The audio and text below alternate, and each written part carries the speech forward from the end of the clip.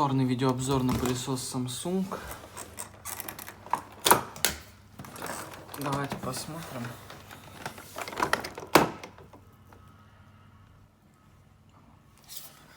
У нас